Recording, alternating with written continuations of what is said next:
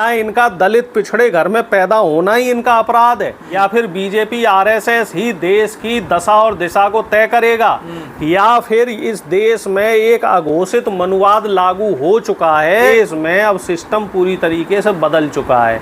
अब इस देश में न्याय जाति और धर्म देख के दिया जाता है। इस देश में अत्याचार भी जाति और धर्म देख के किया जाता है। इस देखो जी, जो अविनाश पांडे है ये संघ द्वारा प्रायोजित अधिकारी है, और ऐसे कई अधिकारी इस समय उत्तर प्रदेश सहित पूरे देश में काम कर रहे हैं जो संविधान की शपथ लेकर संघ और आरएसएस के लिए काम कर रहे हैं। घटना बिल्कुल साफ सीधी है कि एक दलित समाज की महिला के साथ उत्पीड़न हुआ, उसका बलात्कार हुआ, उसके बाद उसकी नृशंस हत्या हो जाती है, और जो उनके परिवार के लोग हैं वो प्रशासन के पास जाते हैं कि हमें न्याय चाहिए, और प्रशासन उन्हें न्याय नहीं देता है। प्रशासन उन्हें झूठी दिलासा भी नहीं देता है। प्रशासन अपराधियों को पकड़ने की बजाय जो लोग पीड़ित हैं उन पीड़ितों को ही जेल की सलाखों के पीछे डालते हैं, उनकी पिटाई करते हैं, और उस पिटाई के वीडियो भी सोशल मीडिया पे वायरल हो रहे हैं। तो आप इससे अंदाज़ा लगा सकते हैं कि उत्तर प्रदेश का लॉ एंड ऑर्डर इस समय वेंटिलेटर पे है। उत्तर प्रदेश का जो न्याय कानून व्यवस्था है उसकी धज्जियाँ उड़ी हुई हैं। उत्तर प्रदेश में जो इस समय कानून व्यवस्था है उस कानून व्यवस्था का कोई देखने वाला नहीं है। उस कानून व्यवस्था को कोई भी उसकी मॉनिटरिंग करने वाला नहीं है। उस कानून व्यवस्था में जो लूप होल्स हैं उन लूप होल्स को ठीक करने वाला कोई नहीं है। और ख़ास तौर से जहाँ भी पीड़ित दलित समाज का व्यक्ति हो, पीड़ित जहाँ भी पिछड़े समाज का व्यक्ति हो, पीड़ित जहाँ पे माइनॉरिटी का व्यक्ति हो, तो वहाँ शासन प्रशासन अपराधियों को बचाने में लगा होता है। और आग में घी का काम यह है, अगर अपराधी कहीं सवर्ण या मनवादी समाज का व्यक्ति है तो शासन प्रशासन 100% पूरी तन्मयता से लग जाता है कि पीड़ित को कैसे और ज़्यादा प्रताड़ित किया जाए।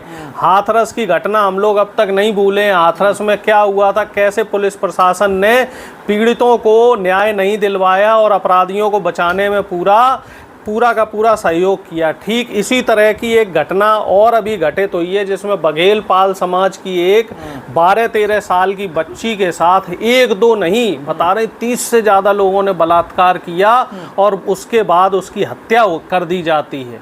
और मामले पर ना तो सरकार के लोग कुछ बोल रहे हैं, ना प्रशासन के लोग कुछ टीका टिप्पणी कर रहे हैं। और न्याय मांगने के लिए जब पीड़ित के परिवार के लोग जाते हैं तो उनको बेरंग करके वहाँ से थाने से लौटा दिया जाता है।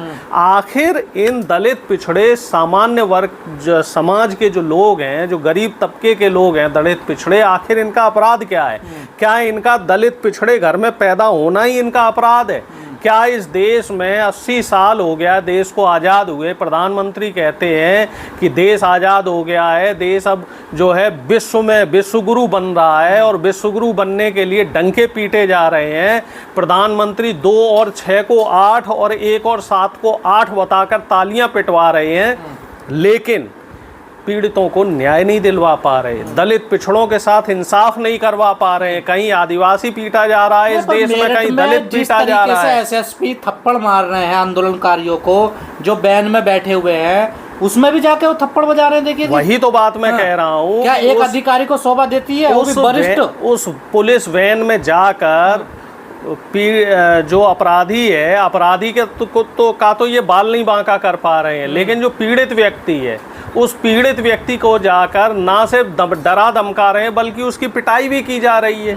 तो क्या देश में संविधान है या नहीं है, या फिर देश में व्यक्तियों से ऊपर संविधान हो गया है, या फिर बीजेपी आरएसएस ही देश की दशा और दिशा को तय करेगा, या फिर इस देश में एक अघोषित मनुवाद लागू हो चुका है कि अगर दलित और पिछड़ा है तो उसको इंसाफ नहीं मिलेगा, अगर पीड़ित दलित और पिछड़ा है तो उसको पुलिस की प्रताड़ना मिलेगी, उसको शासन प्रशासन की तरफ से सिर्फ और सिर्फ झूठे दिलासे मिलेंगे। मुझे तो ऐसा ही लग रहा है। पांडे हैं जाति का घमंड दिखा रहे थे। देखिए जाति का घमंड नहीं है इसमें शासन प्रशासन से जो इनको सह मिली हुई है, जो इनको इनकी पीठ पे हाथ रखा हुआ है, जो पीछे से योगी आदित्यनाथ ने, मोहन भागवत ने इन लोगों को पुचकार रखा है कि बेटा जाओ, तुम गुंडागर्दी करो, तुम्हें पूरी छूट है, तुम्हारे खिलाफ कोई कार्रवाई नहीं होगी। और जब इन लोगों के खिलाफ कोई शिकायत करने जाता है, जब इन लोगों के खिलाफ कोई न्याय की गुहार करने जाता है, तो वहां भी सुनवाई नहीं दलितों की जगह अगर कोई और अपर कास्ट होता तो ऐसे ही करते एसएसपी, उनके साथ भी ऐसे ही करते। आप देखो ना, राम मंदिर का मामला है, या इसके अलावा जो अभी पीछे घटना हुई थी ब्रजभूषण शरण सिंह को लेके, तो ब्रजभूषण के बचाव में ये लोग आ गए थे, जबकि ब्रजभूषण भी अपराधी था, लेकिन ब्रजभूषण को एक तरीके से पीड़ित बताकर उसके सब लोग उसका सपोर्ट करने लग गए थे। फिर सब लोग जो छत्री सभाएं हैं, जो हिंदू महासभाएं हैं, जो आरएसएस के लोग हैं, जो बजरंग दल के लोग हैं, वो उन्हें बचाने में लग गए थे। आपने कुलदीप सेंगर का कांड देखा, आपने चिन्मयानंद का कांड देखा। कुलदीप सेंगर के मामले में किस तरीके से बीजेपी और आरएसएस ही नहीं, साथ ही साथ जो तमाम हिंदू दल जो अपने आप को कहते हैं कि हम हिंदू हैं, उन लोगों ने कुलदीप सेंगर को बचाने की पूरी कोशिश करी। और नहीं, आंदोलनकारी को डिटेन करके अगर पुलिस अपनी वैन में बैठा लेती है तो फिर मानने की क्या जरूरत है, उस पर हमला करने की क्या जरूरत है? आपने तो कस्टडी में ले लिया ना, वो अपनी वैन में बैठा लेना आंदोलनकारी। ऐसा है कि दलित और पिछड़ा इस देश में इंसान नहीं माना जाता। तुलसीदास जी ने क्या कहा था, हालांकि इस बात पे बहुत विवाद हो चुका है, मुझे भी कई लोग गालियां दे चुके हैं कि ढोल गवार शूद्र पशुनासी ये सब ताड़न के अधिकारी। तो अगर इस देश में आप शूद्र समाज में पैदा हुए हो, आप दलित के घर पैदा हुए हो, आप पिछड़ों के घर पैदा हुए हो, आप नारी हो, तो आपके ऊपर अत्याचार होगा ही होगा। और ये जो मनवादी व्यवस्था के लोग हैं, वो इस अत्याचार को मौलिक अधिकार मान लेते हैं। वो ये मान के चलते हैं कि दलित को प्रताड़ित करना हमारा जन्म सिद्ध अधिकार है। और यही वजह है कि अविनाश पांडे जैसे जो पुलिस वाले हैं, जिन्होंने संविधान की शपथ खाई हुई है, जिनके हाथ में डंडा है, जिनके हाथ में लॉ एंड ऑर्डर है, जिनको न्याय दिलाने के लिए जिन्होंने कसम खाई हुई है, वो लोग खुद न्याय दिलाने की बजाय अपराध करने में शामिल हो रहे हैं। गाली दे रहे हैं कि यहाँ आ जाते हैं साले, गंदे करने आ जाते हैं, सड़क को देखिए। अब आप इससे अंदाजा लगाओ कि दलित पिछड़ों को ये जो मनवादी व्यवस्था के लोग हैं, सिर्फ अखिलेश यादव, सिर्फ ये जो बात है गौतम जी की, रवि गौतम जी की, ये बात यहीं तक नहीं है।